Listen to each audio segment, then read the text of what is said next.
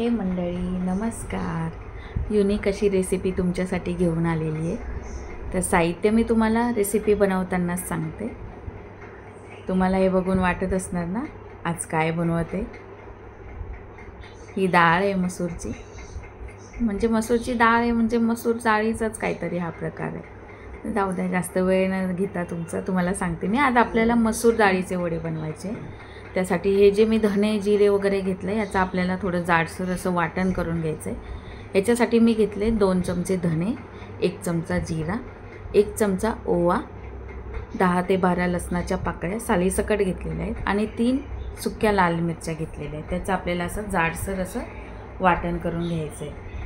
हे बघा, या प्रकारे असं जाडसर असं वाटण करायचं आहे.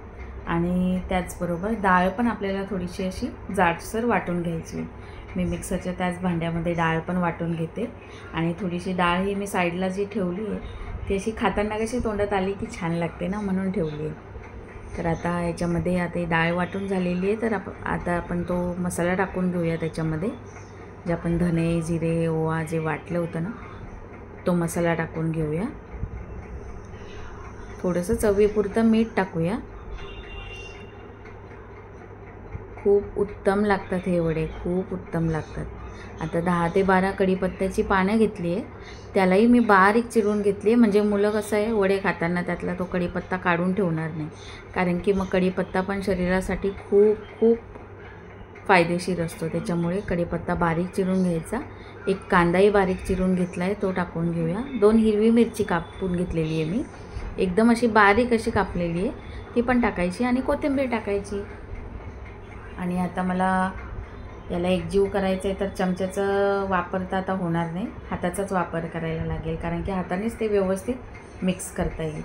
तर मिक्स करून घेते. तोपर्यंत मग आता आपण तवा ठेवूया गॅसवरती. तेल टाकून तापवायला ठेवूया. थोडंसंच तेल टाकायचं आहे कारण की आपल्याला हे शॅलो फ्राय करायचे, डीप फ्राय नाही करायचे, जास्त ऑइल नको म्हणून. आता आपण हे व्यवस्थित मिक्स झालेलं आहे मिक्सचर. आता वडे सोडून घेऊया तेलावरती. व्यवस्थित असे हळूवारपणे वडे तेलावरती सोडायचे. जसे तुम्हाला जसे जाड हवेत पातळ हवेत तसे त्याप्रमाणे मी याप्रमाणे असे सोडते तेलावरती.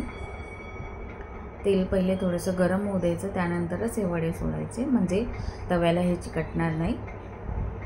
आणि नंतर मग एकदा तेल गरम झालं वडे आपण सोडले ना की मग थोडं मंद गॅसवरती हे वडे होऊ द्यायचे, म्हणजे कसे आतमध्येपर्यंत व्यवस्थित असे शिजतात ते आणि खायलाही मग टेस्टी लागतात. मुलं तर अशी मागे लागली माझ्या की कधी होतील हे वडे, कधी होतील हे वडे, घाई लागली आहे त्यांना. आता एक बाजू आपली थोडी झालेली आहे, भाजली गेलेली आहे. तर आता आपण पलटून घेऊया आणि दुसरी बाजू, आता ही दुसरी बाजू आहे ना ती व्यवस्थित भाजू द्यायची आणि पुन्हा एकदा पलटून जी पहिली बाजू होती ती पण व्यवस्थित अशी भाजून घ्यायची. तर आता बघा मी दुसरी बाजू एकदम व्यवस्थित अशी लालसर अशी भाजून घेतलेली आहे. आपण त्याचप्रमाणे ही पहिली बाजू पण तशीच भाजून घेऊया. खूप उत्तम लागतात. आणि कसं आहे डाळ कशी आपल्या पोटामध्ये जायला पाहिजे, मुलांनी खायला पाहिजे. डाळीतून आपल्याला प्रोटीन भेटतं.